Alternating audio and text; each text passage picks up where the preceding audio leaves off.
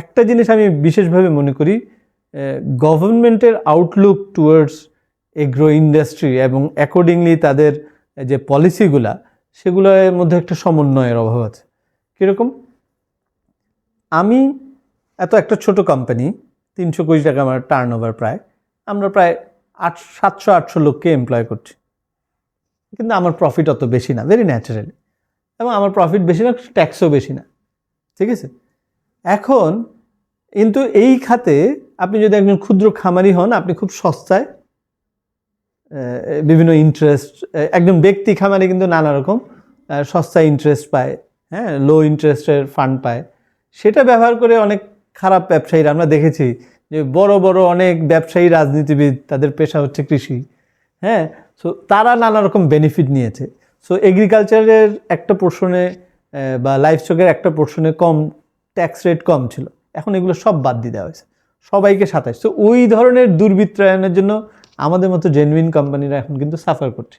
আমাকে সব মাল্টিন্যাশনালের মতো করে আমাকে ট্যাক্স রেট দেওয়া হয়, যেখানে আমার রোল ইন দ্য ইকোনমি 27.5%। আমার role in the economy more into employment. আমি কিন্তু রুরাল এমপ্লয়মেন্ট করছি, যেখানে সরকার পৌঁছাইতে পারতো না, সেখানে কিন্তু আমি অর্থনৈতিক কর্মকাণ্ডকে নিয়ে যাচ্ছি।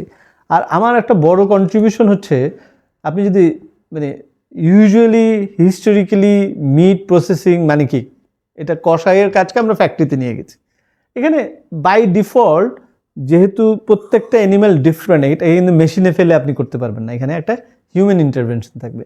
সো সেই কারণে আমাদের ফ্যাক্টরিতে কিন্তু প্রচুর লেবার ডেপ্লয়মেন্ট আছে। আমরা যেহেতু গ্রামের মধ্যে, এবং আপনি দেখলে অবাক হবেন, আমাদের ফ্যাক্টরির অর্ধেক কর্মীরাই কিন্তু নারী, হ্যাঁ। সো একদম এই মাংসে সবাই টিপিক্যালি মনে করে এটা ভেরি মানে পুরুষের কাজ, হ্যাঁ, কিন্তু এখানে আসলে অনেক মেয়েরা কাজ করছে, বিকজ আমরা যেভাবে কাজ করি সেখানে আই হ্যান্ড মুভমেন্টটা অনেক ইম্পর্টেন্ট, ওই মোটর স্কিলটা খুব ইম্পর্টেন্ট। এটা দেখা যায় মেয়েরা ছেলেদের চেয়ে ভালো, যেরকম সুই সুতার কাজে যেরকম ভালো, এখানে বিভিন্ন মাসেল টু মাসেল ডাইসেক্ট করার ক্ষেত্রে মেয়েরা ভালো কাজ করে, এবং আমাদের অনেক মেয়েদেরকে আমরা এমপ্লয় করছি।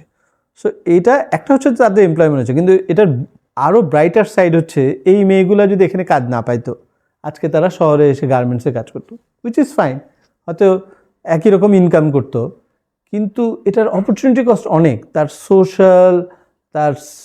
সোশ্যাল সিকিউরিটি, তারপরে তার হাইজিন, অনেক কিছুতে অনেক কম্প্রোমাইজ করতে হয়। ঢাকা শহরে যখন একটা গার্মেন্টস কর্মী হয়, তার তুলনায় সে একটা গেরস্থ ঘরে, তার নিজের একটা ছোট উঠান আছে, পরিষ্কার পরিবেশ আছে, নিজের হয়তো আরও বাড়তি কিছু ইনকাম করতে পারে, সেই কিন্তু দেশি মুরগি, হাঁস পালে, ওগুলো কিন্তু আমাদের কাছে বিক্রি করে। এই যে সুন্দর একটা ইকোসিস্টেম, ওমেন এমপ্লয়মেন্ট, শহরের মাইগ্রেশন বন্ধ করছে, এবং নিজে ওয়ার্কার হওয়ার পরেও তার যে আদার রোলগুলো আছে, as a mother, as a sister, as a daughter, সেই রোলটা প্লে করতে পারছে, এবং গ্রামের মধ্যেই এই ইকোনমিটা রিসার্কুলেট করছে।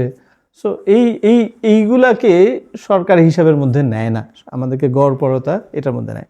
সো এই যে চিলিং ফ্রিজিংয়ের হাই ডিউটি এবং ট্যাক্সের ক্ষেত্রে আমাদের রোলটাকে প্রপারলি ডিফাইন না করা, এইগুলো হচ্ছে একটা প্রতিবন্ধকতা, যেদিকে দৃষ্টি দেওয়া দরকার।